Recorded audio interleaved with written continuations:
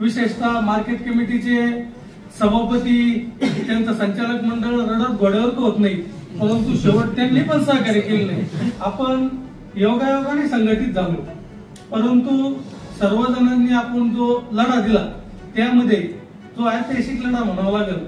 आजपर्यंत व्यापाऱ्यांनी पैसे बुडवले हे मार्केट कमिटीने दिले असं महाराष्ट्रात इतिहास पुढे झालेलं नाही, परंतु आपल्याला दिनेश भाऊ बरोबर जो काम करणार आहे तो बी चालत, बोरणारे सर बरोबर काम करणारा तो बी चालन, भाऊसाहेब तात्या बरोबर काम करणारा तो चालन, पण ज्या वेळेस आपला बाप शेतकरी आणि तो अडचणीत ज्या वेळेस राहील त्यावेळेस आपण आपल्या बापाचीच बाजू घेतली पाहिजे, नेत्याची नाही।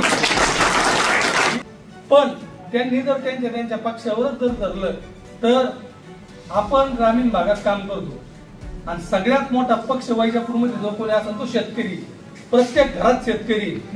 म्हणजे यांची जेव्हा गरज पडती पहाटे शपथविधी घ्यायची तर राष्ट्रपती राजवट रात्री 12ला उठते, तसं आमच्या शेतकऱ्यासाठी आणि आपण काही चुकीचं मागणार नाही, फक्त घामाचं दाम मागणार आहे, फुकट नकोच, भीक नको, पण पुत्रावर फक्त आपलं काय गरज आहे, आपणच देणार आहे, आपणच जात आहे, फक्त आम्हाला फसवत जर असेल कुणी तर वैजापूर तालुका शेतकरी संघटना आता ते सहन करणार। वैजापूर कृषी उत्पन्न बाजार समितीत व्यापाऱ्याकडून झालेल्या फसवणुकीच्या विरोधात शेतकऱ्यांनी संघटित होत लढा दिला आणि या लढ्याला यशही आलं। महाराष्ट्रात आजपर्यंत जी गोष्ट शक्य झाली नाही ती या शेतकऱ्यांनी दिलेल्या लढ्यातून साध्य झाली।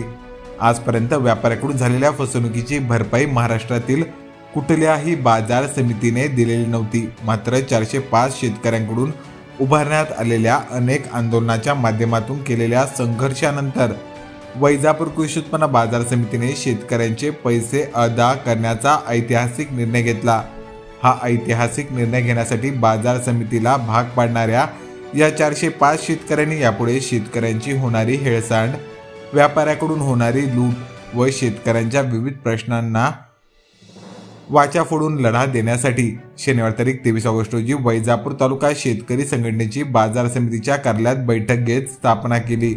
दरम्यान या संघटनेच्या अध्यक्षपदी या ऐतिहासिक लढ्याला नेतृत्व करणारे शेतकरी गणेश पाटील तांबे यांची एकमताने नियुक्ती करण्यात आली, तर उपाध्यक्षपदी दत्ता गायकवाड यांची, तर सचिवपदी पोपट थोरात, सहसचिवपदी शरद मोठे, कोषाध्यक्षपदी राहुल कोतकर, सहकोषाध्यक्षपदी अक्षय गायकवाड व प्रसिद्धी प्रमुख म्हणून राजेंद्र निर्मळ यांची नियुक्ती करण्यात आली।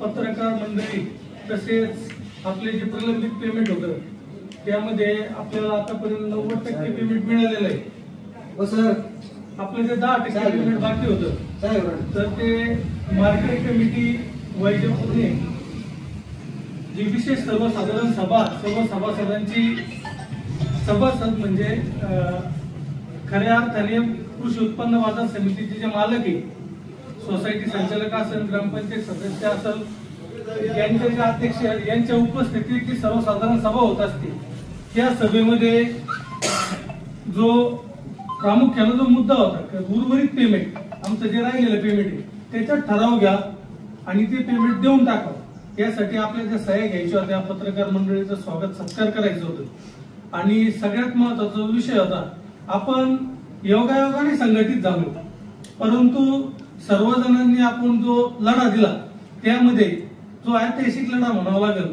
आजपर्यंत व्यापाऱ्यांनी पैसे बुडवले हे मार्केट कमिटीने दिले असं महाराष्ट्रात इतिहास पुढे झालेलं नाही, परंतु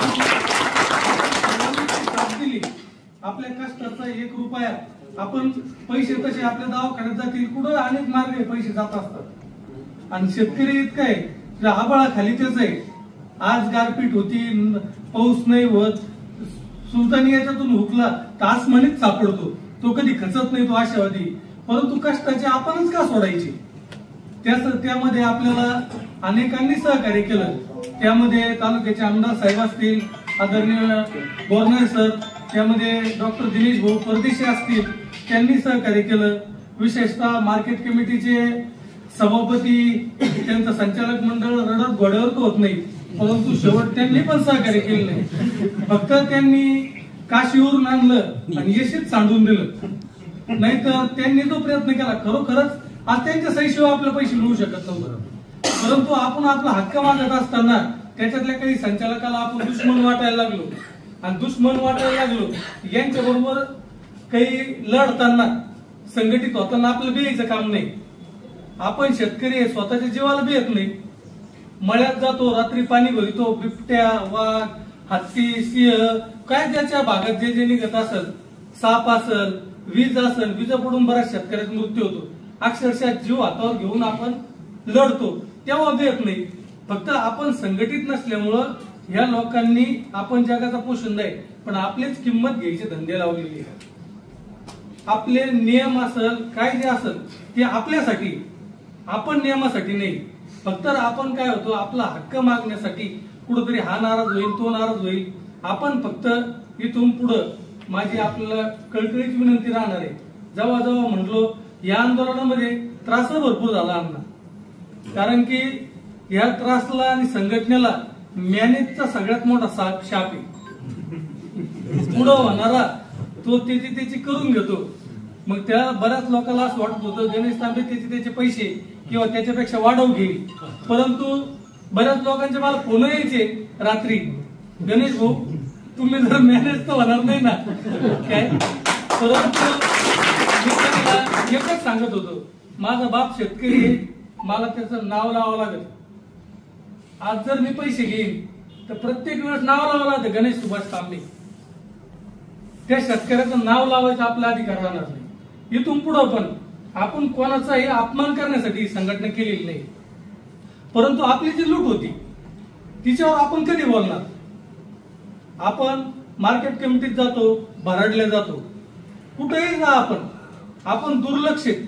तसं पाहायला गेलं तर आपण जो मोबदला देतो, आपण सकाळी उठल्यापासून संध्याकाळी झोपेपर्यंत जे जे वस्तू वापरतो त्याच्यावर टॅक्स भरतो. आपण खत घेतो त्याच्यावर टॅक्स भरतो, आपण बियाणे घेतो त्याच्यावर टॅक्स घेतो. परंतु आपण माल विक्रीला आणला त्याच्यावर टॅक्स लावते. आणखी आपल्याला कोणी इन्क्ल्यूड, आपलं जीएसटी इन्क्ल्यूड नाही. तसं तर आपला कांदा जर 1800 गेला तर 28% जीएसटी लावायला पाहिजे, त्याला आपल्याला द्यायला पाहिजे, आपण जसं देतो. परंतु आपण टॅक्स फ्री असताना पण एक टॅक्स फ्री पिक्चर सारखी आपली अवस्था झालेली. परंतु आता ठीक आहे, पहिली परिस्थिती होती. आज आपले आई वडील असेल, आजी आजोबा असेल, कुठेतरी सगळ्याला शिक्षण दिलेलं आहे. आणि आपला बाबासाहेब आंबेडकरांनी स्वातंत्र्य झाल्यावर सांगितलंय, बाबासाहेबांनी जो विचार दिला शिका, संघटित व्हा आणि संघर्ष करा, बाबासाहेबाला माहित होतं हे इंग्रजापेक्षा बेकार निघणार आहे राज्यकारणी. त्याच्यामुळं आपल्याला जसं इंग्रजाबरोबर लढलो ते गोरे होते, आज आपले काळे लोकांनी सगळं लढ नाही. आपल्याला काही कोणाची गमा मानण्याची गरज नाही. आपण आपले तिथं जीव हातावर घेतो, आपलं कुटुंब पणाला लावून आपण घाम गाळतो.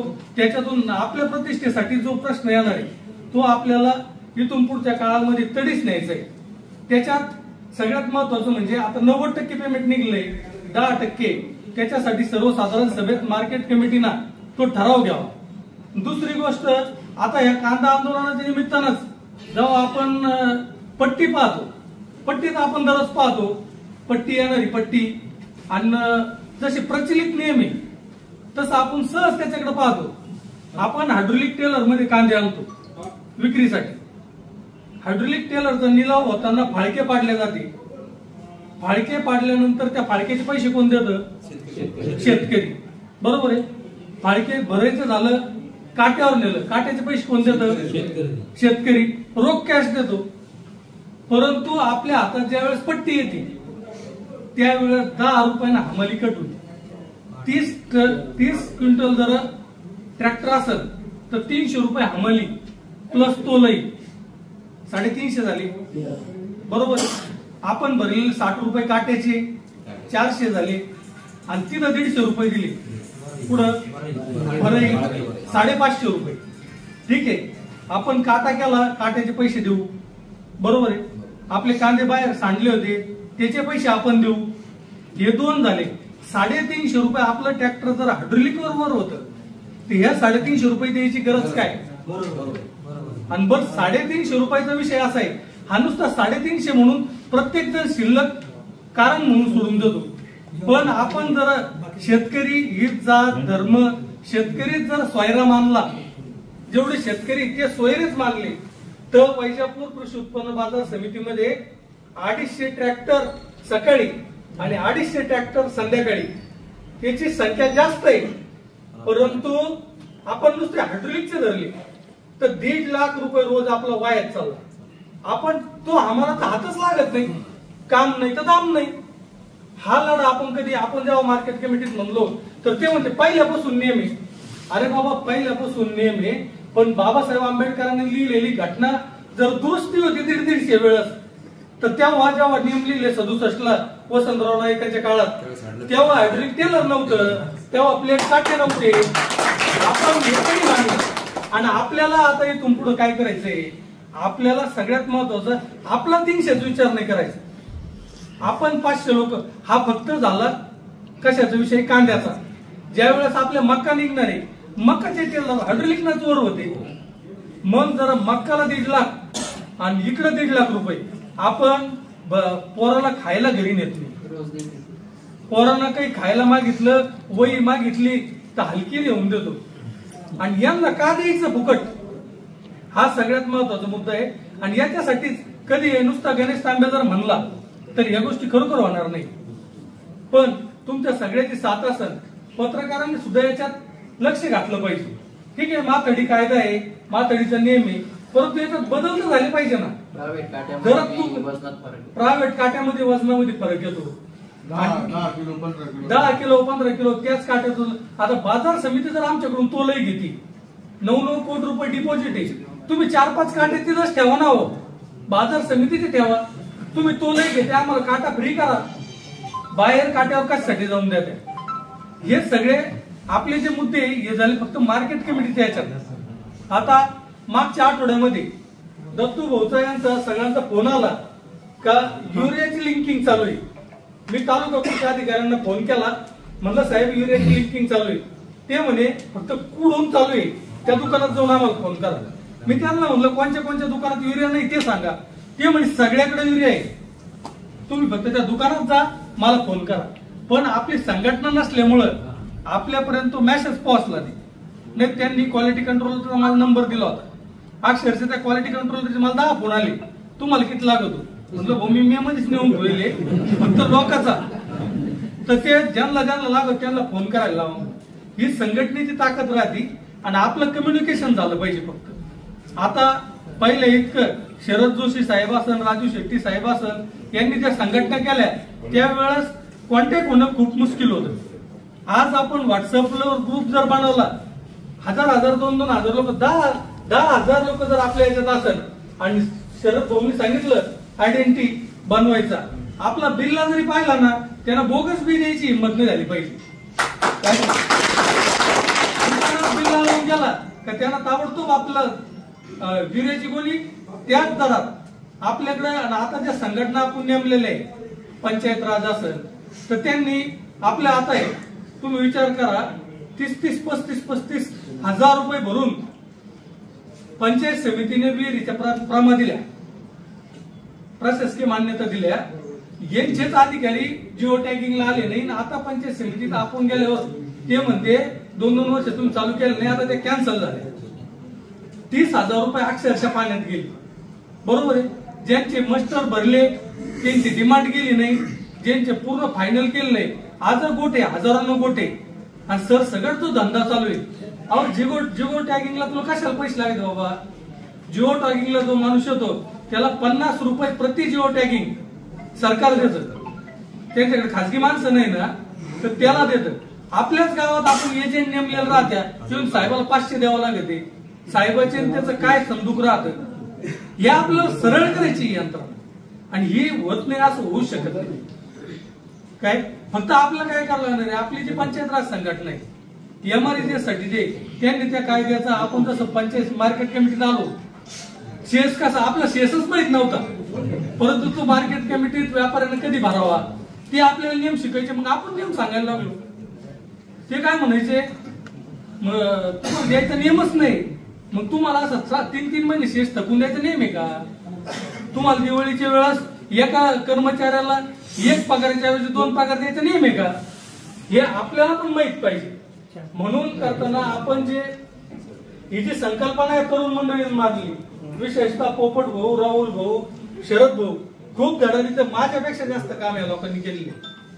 कुठं कधी पण तयार, आणि वयाच्या मानानं आज जरी माझ असलं खूप मॅच्युअर माणसं आहे, सगळ्याला सोबत घेऊन चालले. आणि आपण कांदा आंदोलनामध्ये 1,90,00,000 रुपये निघले, पण आजपर्यंत 1 रुपया वर्गणी कोणाकडून घेतली. इथून पुढे मी वर्गणीचा शाप आपल्या याच्यात राहणार नाही. फक्त हात जोडून विनंती काय राहणार आहे, आपण आलं पाहिजे. आणि आपण जे 21 लोक आहे यांनी किमान 1000 लोकांचे फोन ऍड करून आपण जे 21-25 हजार लोकांपर्यंत आपण जर मांडू राहिलो, लोकांना पटतं. आपण जर समजा हा मुद्दा हातात घेणार असेल, थोडा वेळ लागेल याचा, पण वैजापूरला आल्यानंतर 300-350 रुपये प्रति ट्रॅक्टरचे वाचणारे, 1.5 लाख रुपये मक्काचे, 1.5 लाख रुपये रोज वाचणारे, मग हे करोडोमध्ये ही संख्या होऊ शकते. आणि ही महाराष्ट्राला दिशादर्शक होणार आहे. त्याच्यासाठी आपण पहिली गोष्ट आपण जे करणार आहे सगळ्याला सोबत घेऊन करणार आहे. आमदार साहेब असन त्यांना आपल्यातल्याच काही लोकांनी, जास्त बहुसंख्य लोकांनी निवडून दिलेले, ते सुद्धा पॉझिटिव्ह असतात, त्यांना बी बरोबर घेऊ. त्यांना म्हणा वेळ प्रसंगी हा मुद्दा जर महाराष्ट्र लेवलवर आला, विधानसभेत मांडायचा असला, आपण कोणाचा दोष करणार नाही. आपल्याला दिनेश भाऊ बरोबर जो काम करणार आहे तो बी चालत, बोरणारे सर बरोबर काम करणारा तो बी चालन, भाऊसाहेब तात्या बरोबर काम करणारा तो चालन. पण ज्या वेळेस आपला बाप शेतकरी आणि तो अडचणीत ज्या वेळेस राहील, त्यावेळेस आपण आपल्या बापाचीच बाजू घेतली पाहिजे, नेत्याची नाही. ही आपली सगळ्यात महत्वाची भूमिका राहणार आहे. इथून पुढच्या काळामध्ये आता आपण ही जी सुरुवात झाली, कुठंतरी आपण संघटित जर झालो, आणि त्यावेळेस महामानवाने सांगितलं शिका संघटित व्हा, संघर्ष करा. आपण साधं उदाहरण घेतलं, स्वतःची आई सुद्धा पोरग बाळ रडल्याशिवाय पाजित नाही. आपण पोरग जर दिवसभर धोक्यात पडून झोळीत पडून राहिलं तर पाजणार नाही, आपल्याला रडावं लागणार आहे, आमदार साहेबांकडे जावं लागणार आहे, दिनेश भाऊकडे जावं लागणार आहे, भाऊसाहेब तात्याला सांगावं लागणार आहे. पण त्यांनी जर त्यांच्या पक्षावरच जर धरलं तर आपण ग्रामीण भागात काम करतो. आणि सगळ्यात मोठा पक्ष वैजापूरमध्ये जो कोणी असेल तो शेतकरी, प्रत्येक घरात शेतकरी, तसं प्रत्येक घरात कोणतीच संघटना नाही. आपण त्यांना अग्रभागी धरायचं. फक्त एवढं आहे, विश्वासानं आपल्याला जर कोणा फोन केला त्या अधिकाऱ्यापर्यंत जायची, पदाधिकारी ते सगळे राहणार आहे, त्यांना त्याचा सगळा आधी अभ्यास करावा लागणार. काय मार्केट कमिटीचा कायदा, आता जे असन तर ते बदलावं लागेल. यांच्यासाठी किती कायदे बदलली होती, कोणचे यांची जेव्हा गरज पडती पहाटी शपथविधी घ्यायची तर राष्ट्रपती राजवट रात्री 12ला उठती. तसं आमच्या शेतकऱ्यासाठी, आणि आपण काही चुकीचं मागणार नाही, फक्त घामाचं दाम मागणार आहे. फुकट नकोच, भीक नको, पण पुत्रावर फक्त. आपलं काय गरज आहे, आपणच देणार आहे, आपणच जात आहे. फक्त आम्हाला फसवत जर असन कुणी तर वैजापूर तालुका शेतकरी संघटना आता ते सहन करणार. आणि आपल्या संघटनेच्या माध्यमातून जे खरोखर जे तरुण मंडळी जोडले गेले, आतापर्यंत आपल्याला जी साथ दिलेली त्यामध्ये तरुण मंडळीची सुद्धा भरपूर साथ भेटलेली. तर त्यांनी ज्या आपल्या या बातम्या होत्या, ज्या पत्रकार बांधव लावत होते, पेपरला असतील, सोशल मीडियात असतील, त्या वेगवेगळ्या ग्रुपवर हे करून जे वातावरण निर्माण केलं, त्याचा दबाव आला. पुढे लोक फक्त दोनच गोष्टीला भेटते, एक बदनामीला आणि दुसरं इलेक्शन मध्ये पडायला. त्याच्यामुळं त्यांना गणेश तांबेला काही मोजीत नव्हती.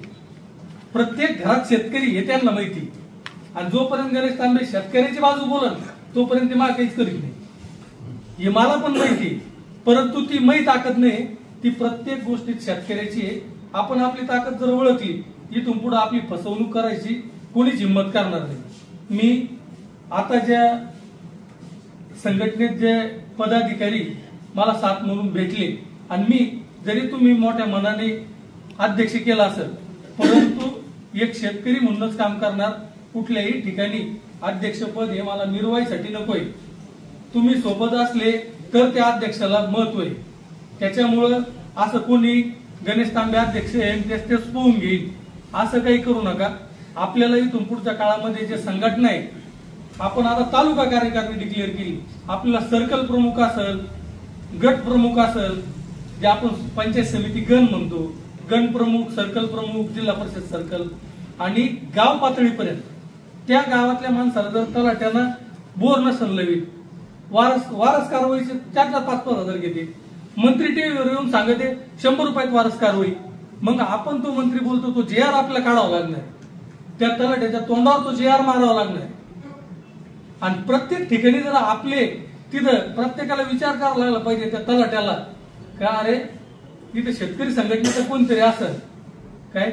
आणि जर समजा आपल्याला असं नसणं ऐकत अँटी करप्शन हे भानगडी 4-2 गेले विकेट तर जाऊन देऊ, पण सहजासहजी कोणी आपली फसवणूक करीन आणि ती आपण सहन करणार नाही. त्याच्यामुळं आपल्याला जे आतापर्यंत साथ दिली पत्रकार बांधवांची मी खरोखर मनापासून धन्यवाद देतो. त्यांनी 1 रुपयाच्या चहाची अपेक्षा केली नाही. प्रिंट मीडिया असेल, सोशल मीडिया असेल, कोणीच नाही. चहा तर घेतला नाही म्हणून फुलना फुलाची पाकळी म्हणून आपण त्यांचा सत्कार केला. विशेषतः गौरव धामणे त्यांना पत्रकार कमी आंदोलकच म्हणते लोक. ते रात्रंदिवस इतके कुठलं कार्य असो त्याच्यामध्ये मानवी संबंध जोडले जाते. त्याच्यामध्ये सगळे तरुण असल्यामुळं गौरव भाऊन सुद्धा मी मराठी न्यूजचे मी मनापासून धन्यवाद देतो. त्यांनी खूप या विषयाला सर्वच पत्रकारांनी दिली, परंतु गौरव भाऊ आमच्या जवळ कंटिन्यूस थांबायचे, पण बातमी नसली लावायची तरी पण थांबायचे. त्याच्यामुळं मी गौरव भाऊचे बी या ठिकाणी मनस्वी स्वागत करतो. त्याचबरोबर आमच्या आंदोलनामध्ये वयानं 70 पार केले थोरात बाबा असेल, सुभाष बाबा आंबेकर बाबा असेल, यांनी सुद्धा खूप कष्ट घेतले. माझ्या बरोबर कधी कधी आम्ही तिघच राहायचो रात्री झोपायला. आता गाई जवळ जाणं असेल 5-6 दिवस उपोषण केलं.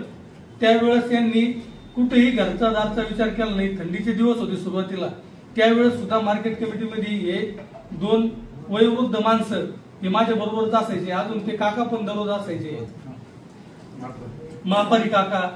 या सर्वांचे मी आभार मानतो. आणि इथून पुढच्या काळामध्ये आपण जेव्हा जेव्हा कधी शेतकरी म्हणून आपण शेतकऱ्यालाच बाप मानायचं, हेच खरं आपल्या संघटनेचं हे राहील. ठीक आहे, ज्याचा त्याचा पक्ष पार्टी चालूच राहायचं. मी माझी पक्ष पार्टी चालू, कारण की राजकारण काय अस्पृश्य नाही, राजकारण करायचं नाही. कोलगेट पासून तर रात्रीच्या मस्किटो कॉईल लोक भावते ठरविते, टॅक्स ते लविते. राजकारणापासून कोण लांब जायचं आपण. राजकारण हा आपण केलंच पाहिजे, पण जेव्हा कधी राजकारणासाठी जर आपला शेतकऱ्याचा बळी जात असेल तेव्हा मात्र आपण थांबायचं नाही. हे आपण आजच्या निमित्तानं खुणगाठ बांधूया. आणि दुसरी आमच्या तरुण मंडळींना